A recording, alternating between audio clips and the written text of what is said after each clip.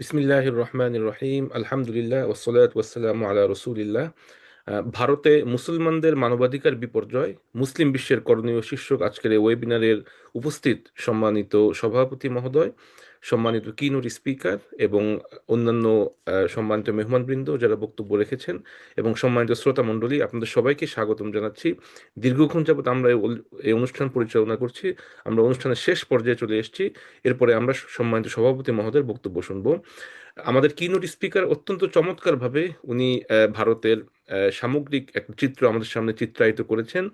যেহেতু বিষয়টি মানবাধিকার রিলেটেড এবং মুসলিম বিশ্বের করণীয় এবং মুসলমানদের অধিকার রিলেটেড, এই কারণে আমি ওনার আলোচনা থেকে শুধুমাত্র তিনটা বিষয় খুব সংক্ষেপে আমি অ্যাড্রেস করার চেষ্টা করব। প্রথম বিষয় হচ্ছে মানুষের ধর্মীয় যে স্বাধীনতা, ধর্ম পালনের যে স্বাধীনতা। এই একটা বিষয় যদি আমরা লক্ষ্য করি তাহলে আমাদের বাংলাদেশের সংবিধানের আর্টিকেল 41, সেখানে খুব সিম্পলি বলা আছে যে every citizen has the right to practise and propagate their faith. খুব সিম্পলি একটা আর্টিকেল বলা আছে। বাট আমরা যদি ভারতের সংবিধানের দিকে তাকাই তাহলে দেখব যে চারটা আর্টিকেল সেখানে ক্যাটাগরিক্যালি বলা আছে। আর্টিকেল 25, 26, 27, 28 এবং 25-এ মূলত চার ধরনের রাইট সেখানে এনশিওর করা হয়েছে কনস্টিটিউশনালি। সেখানে বলা হয়েছে all persons are equally entitle to freedom of conscious and the right freely to profess, practice and propagate religion. অর্থাৎ প্রত্যেকটা নাগরিক যারা ভারতের নাগরিক যারা ভারতে বসবাস করে, তারা ফ্রিডম অফ কনসাস, তার মানে হচ্ছে যে যেই আহ, ধর্ম, একজন মানুষ যেই ধর্মের অনুসারী, সে সেই ধর্মটাকে পালন করতে পারবে এবং কোনো ধরনের শক্তি তার ক্ষেত্রে ফোর্স করা হবে না, তার ক্ষেত্রে শক্তি প্রয়োগ করা হবে না, সে যেন সেই ধর্মটা পালন করতে না পারে। এই ধরনের স্বাধীনতা তাদের সংবিধানে বলা আছে। দ্বিতীয় যেটা বলা আছে সেটা হচ্ছে যে একজন ব্যক্তি সম্পূর্ণভাবে কোনো ধরনের ভয় ছাড়া তার ধর্মকে সে পারফর্ম করতে পারবে, এক্সপ্রেস করতে পারবে, বক্তব্য দিতে পারবে, লিখতে পারবে এবং কমিউনিকেশন করতে পারবে। এই ক্ষেত্রে কোনো ধরনের তার প্রতি ফোর্স করা যাবে না বা তাকে বাধা দেওয়া যাবে না। 3 নম্বর বিষয় বলা হচ্ছে ধর্ম সেই ব্যক্তি পালন করবে, ধর্মীয় যে অনুশাসন আছে, ধর্মীয় যে অনুষ্ঠানগুলো আছে এবং যে কোনো ধরনের মুড অফ ওয়ার্শিপ যেগুলো আছে সেগুলা সে পালন করতে পারবে, কোনো ধরনের বাধা দেওয়া হবে না। এবং চতুর্থ বিষয় যেটা গ্যারান্টি দেওয়া হয়েছে যে সেই ব্যক্তি তার ধর্মকে প্রচার করতে পারবে। তবে এই ক্ষেত্রে আরো বলা আছে যে কোনো ব্যক্তিকে জোর করে ধর্মান্তরিত হওয়ার ক্ষেত্রে তাকে ফোর্স করা যাবে না। এই চারটা বিষয় আর্টিকেল 25-এ বলা আছে। 26-এ বলা আছে যে যে কোনো ধরনের ধর্মীয় প্রতিষ্ঠান, রিলিজিয়াস অর চ্যারিটেবল পারপাসে যদি প্রতিষ্ঠা করা হয়, সেটা ম্যানেজ করার অধিকার দেওয়া হয়েছে। আর্টিকেল 27-এ বলা আছে যে যদি কোনো ধর্মীয় প্রতিষ্ঠান থাকে সেক্ষেত্রে কোনো ধরনের ট্যাক্স তাদেরকে দেয়া লাগবে না।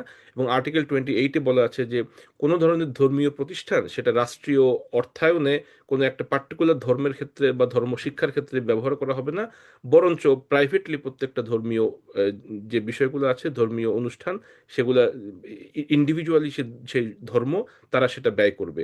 এটা হচ্ছে কনস্টিটিউশনাল ফ্রেমওয়ার্ক। কিন্তু আমরা যদি বাস্তবে আসি, আমাদের কিনোট স্পিচ এবং আজকে যারা আলোচনা করেছেন, এখান থেকেও আমরা দেখব যে ধর্মীয় যে অসহিষ্ণুতা, এই বিষয়টা যদি আমরা লক্ষ্য করি তাহলে দেখব যে বিশ্বের যতগুলো দেশ আছে, প্রায় 198টা দেশে গবেষণা করা হয়েছে, সেখানে প্রায় শীর্ষস্থানে বর্তমানে ভারতের অবস্থান। এবং এটা ক্রমান্বয়ে একটা অসহিষ্ণু দেশের দিকে ক্রমান্বয়ে এগিয়ে যাচ্ছে। এবং মানবিক যে গুণাবলী আছে, irrespective of religious belief, caste, culture, মানবীয় যে গুণাবলী সেগুলো ক্রমান্বয়ে হ্রাস পাচ্ছে এবং উগ্র হিন্দুদের হাতে ধর্মীয় বিদ্বেষের শিকার হচ্ছে সেখানকার মুসলমান একের পর এক, যে এই রিপোর্টগুলো আমরা প্রতিনিয়তই আমরা মিডিয়ার মাধ্যমে দেখতে পাই কিছু কিছু। এবং বিনা দোষে নিরপরাধ মুসলমানদের যে নির্যাতন, এই নির্যাতনের মাধ্যমে মূলত তারা তাদের হীনমন্যতা এটা তারা প্রকাশ করছে। এবং সেখানে এমন একটা সিচুয়েশন তৈরি হচ্ছে ক্রমান্বয়ে যে সেখানে ধর্মীয় দাঙ্গা হওয়ার পরিবেশ তৈরি হতে পারে। এবং যদি এটা এমনভাবে হয় তাহলে সামগ্রিকভাবে উপমহাদেশের আরো অন্যান্য দেশে এর প্রভাব পড়বে এবং এটা ছড়িয়ে পড়বে। এবং এটা যদি হয় তাহলে এর দায় অবশ্যই শুধুমাত্র দেশ হিসেবে ভারতের উপরে বর্তাবে। এবং এই যে নির্যাতন, এটা মূলত নতুন কোনো বিষয় না, যেটা আমাদের একাধিক বক্তা ওনাদের বক্তব্যে এটা প্রকাশ করেছেন। এবং আরো একটা বিষয় হচ্ছে যে বিজেপি বর্তমান যে ক্ষমতাসীন সরকার, তারা মূলত সরকারে আসার পরে এই যে ধরনের যে ঘটনা, এগুলা ক্রমান্বয়ে বৃদ্ধি পেয়েছে। শুধুমাত্র ধর্মীয় বিষয় নয়, বরঞ্চ সংখ্যালঘু মুসলমানদের ধর্মীয় অধিকারের উপরে সরকারি হস্তক্ষেপ, ধর্মীয় আচার অনুষ্ঠানে বিধিনিষেধ, এ ধরনের ঘটনাও আরো বেড়ে চলেছে। একই সাথে জাতি বা বর্ণ বা ঘৃণাজনিত অপরাধ, হিংসা, সাম্প্রদায়িক হিংসা, ধর্মভিত্তিক সন্ত্রাস এবং মুসলমানদের যে ধর্মচারণ এগুলোর উপরে বাধা, এই ঘটনাগুলো বৃদ্ধি পাচ্ছে। একই সাথে বৃদ্ধি পাচ্ছে জোর করে শক্তি প্রয়োগ করে মানুষকে নিজের ধর্ম থেকে অন্য ধর্মে ধর্মান্তরিত করা, এবং একই সাথে যে দলিত শ্রেণী আছে তাদের উপরে নির্যাতন বেড়েছে। এবং যেটা আমাদের একাধিক বক্তা বলেছেন যে বিশেষ করে মুসলিম যারা আছে তাদেরকে সরকারি পদে বিভিন্ন জায়গায় যোগ্যতা থাকা সত্ত্বেও তাদেরকে সেখানে পদায়ন করা হয় না, এবং তাদেরকে সেখানে নিয়োগ দেওয়া হয় না। এটা হচ্ছে বাস্তব অবস্থা। আমরা যদি একটু রিপোর্টের দিকে দেখি, হিউম্যান রাইটস ওয়াচ 2026, তারা সেখানে ক্যাটাগরিক্যালি বলেছে যে the Indian government has normalized violence against religious minorities, marginalized groups, and critics through discriminatory policies, hate speech, and politically motivated prosecutions। যে বিষয়গুলো আমরা আলোচনা করলাম, আমাদের কিনোট স্পিচে যে বিষয়গুলো এসছে, হিউম্যান রাইটস ওয়াচ তাদের রিপোর্টে বলছে যে এই বিষয়গুলো নোন, এবং এটা তাদের গভর্নমেন্ট পলিসির মাধ্যমে এই পুরা বিষয়টাকে নর্মালাইজ করার চেষ্টা করা হচ্ছে। মার্জিনালাইজ গ্রুপদের উপরে যে নির্যাতন, যে ডিসক্রিমিনেটরি পলিসি রাষ্ট্রের পক্ষ থেকে, তারা চেষ্টা করছে যে এটা কিভাবে নর্মালাইজ করা হয়, অর্থাৎ মানুষজন যেন ভেবে নেয় যে এটা এক ধরনের স্বাভাবিক ঘটনা, এই ধরনের একটা প্রক্রিয়া সেখানে চলমান। ঠিক একই সাথে তারা যেটা আহ্বান করেছে সেটা বলছে যে Indian authority should end discriminatory policies, অর্থাৎ সেখানে যে বৈষম্যমূলক পলিসি আছে, রাষ্ট্রীয় পলিসি, সেটা তারা স্বীকার করছে। ইউজ অফ হেট স্পিচ, অর্থাৎ সহিংস বা আক্রমণাত্মক যে বক্তব্য, এবং inciting unlawful action against Muslims, Christian and other religious minorities and end justice for those harm, অর্থাৎ এ ধরনের ঘটনা যে হয় এটা রিপোর্টেড হয়েছে, এবং এটা যেন ইন্ডিয়ান সরকার বন্ধ করে সে ধরনের আহ্বান তারা করছে। আমরা যদি আরেকটা রিপোর্টের দিকে দেখি এই বিষয়ে, তাহলে the United States commission on international religious freedom, USCIRF, যেটা ওয়াশিংটন থেকে প্রকাশিত হয়, তারাও সেখানে ক্যাটাগরিক্যালি বলছে যে individuals have been killed, beaten and lynched by vigilante groups, religious leaders have been arbitrarily arrested, and homes and places of worship have been demolished. These events constitute particularly severe violations of religious freedom। অর্থাৎ ইন্ডিয়াতে এই ধরনের ঘটনা ঘটেছে, ধর্মীয় যারা নেতৃবৃন্দ আছে তাদেরকে গ্রেফতার করা হয়েছে, মানুষদেরকে নির্বিচারে হত্যা করা হয়েছে, এবং যে ধর্মীয় প্রতিষ্ঠান আছে মসজিদ বিশেষ করে এগুলা ডেমোলিশ করা হয়েছে। এবং এই যে ঘটনা এটা অবশ্যই ক্যাটাগরিক্যালি রিলিজিয়াস ফ্রিডম, অর্থাৎ রাইট টু ফ্রিডম, এটাকে অবশ্যই ভায়োলেট করে। শুধু তাই নয়, সেখানে এরপরে বলা হচ্ছে যে it describes the use of misinformation and disinformation, অর্থাৎ মিথ্যা প্রোপাগান্ডা এটা ছড়ানো হয়, including hate speech by government officials, অর্থাৎ একটা দেশের সরকারের পক্ষ থেকে বা সরকারি যে অফিসিয়ালস আছে বা সরকারি কর্মকর্তা আছে তাদের ওখান থেকে এই মিস ইনফরমেশন বা ডিস ইনফরমেশন এইটা ছড়িয়ে পড়ে। এটা অবশ্যই খুব নেতিবাচক একটা দিক। তারা শেষ যে বিষয়টা বলছে সেটা হচ্ছে যে যেটা কিনোট স্পিচে এসছে যে সিটিজেনশিপ অ্যামেন্ডমেন্ট অ্যাক্ট, সিএএ, এরপরে ইউনিফর্ম সিভিল কোড, ইউসিসি, এবং এন্টি কনভার্সন ল, অর্থাৎ কোনো ব্যক্তি, যেটা মুসলিমদেরকে উদ্দেশ্য করে করা হয়েছে, কোনো ব্যক্তি ধর্মান্তরিত হতে পারবে না, অর্থাৎ হিন্দু থেকে মুসলিম হতে পারবে না, এবং এন্টি কাউ স্লটার লস, এই যে চারটা বিষয় করা হয়েছে বা করা হচ্ছে, এইটা মূলত একটা দেশের যে সামগ্রিক লিগাল ফ্রেমওয়ার্ক এইটাকে চেঞ্জ করে দিয়েছে ইন্ডিয়াতে, এবং এটা যে একটা উদ্দেশ্যমূলকভাবে করা হয়েছে সেটাও তাদের রিপোর্টে উল্লেখ করা হয়েছে। দ্বিতীয় একটা বিষয় আমি উল্লেখ করতে চাই সেটা হচ্ছে হেট স্পিচ, অর্থাৎ আক্রমণাত্মক বা হিংসাত্মক বক্তব্য, যেটা আমরা রিসেন্টলি খুব লক্ষ্য করছি। এবং এই হিংসাত্মক বক্তব্য মূলত মানুষকে হিংসাত্মক কাজের দিকে ধাবিত করে, সামাজিক শান্তি ও সম্প্রীতি নষ্ট করে, সাম্প্রদায়িক উত্তেজনা তৈরি করে, এবং এখানে টার্গেট থাকে মূলত একজন ব্যক্তির সামাজিক ও ধর্মীয় যে পরিচয়, এটাকে কেন্দ্র করে মূলত এই সাম্প্রদায়িক বা আক্রমণাত্মক বক্তব্য দেওয়া হয়।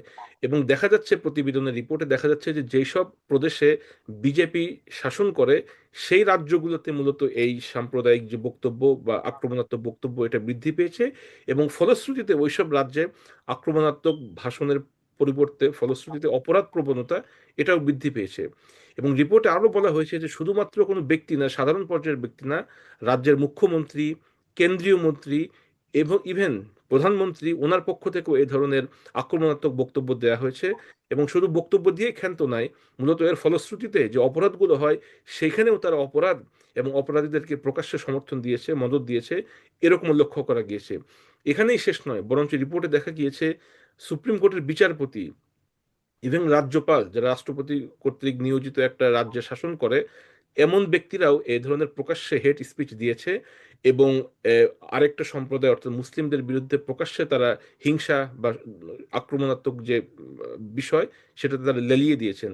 অথচ আমরা যদি ইন্টারন্যাশনাল ডকুমেন্টগুলো দেখি সেখানে খুব ক্যাটাগরিক্যালি বলা আছে international convention on the elimination of all forms of racial discrimination, CERD, যেটা 1956 সালে ইউএন জেনারেল অ্যাসেম্বলিতে পাশ হয়েছে, সেখানে বলা হয়েছে কোনো ধরনের প্রোপাগান্ডা এবং ডিসেমিনেশন অফ আইডিয়াস যার মাধ্যমে racial superiority and racial discrimination including any form of public authorities or public institution, অর্থাৎ প্রোপাগান্ডা ছড়ানো হয় অথবা কোনো একটা গোষ্ঠী বা জাতির বিরুদ্ধে ডিসক্রিমিনেটরি ইনফরমেশন ছড়ানো হয় বা বিদ্বেষ ছড়ানো হয়, এটা কমপ্লিটলি প্রহিবিট করা হয়েছে।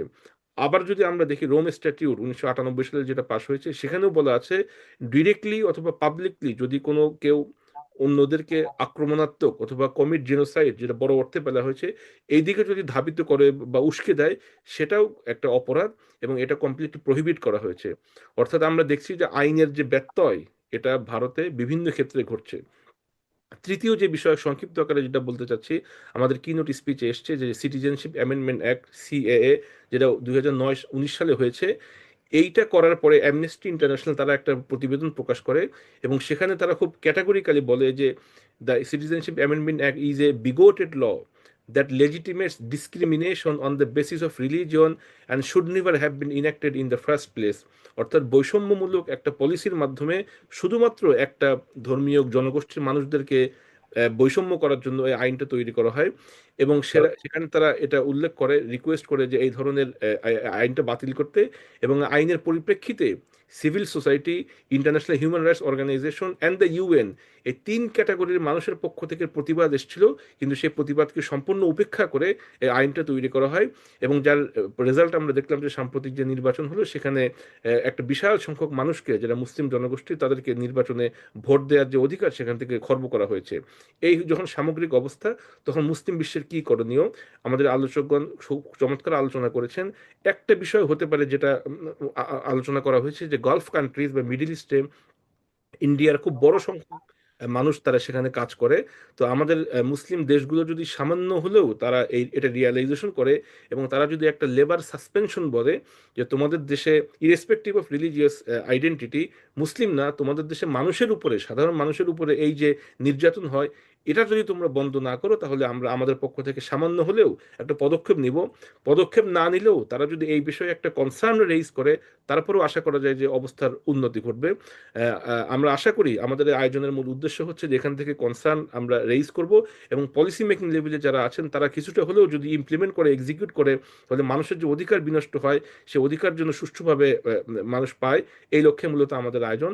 আপনারা যারা অনুষ্ঠান দেখছেন বা শুনছেন, আপনাদের সকলের প্রতি আমরা ধন্যবাদ জানাচ্ছি।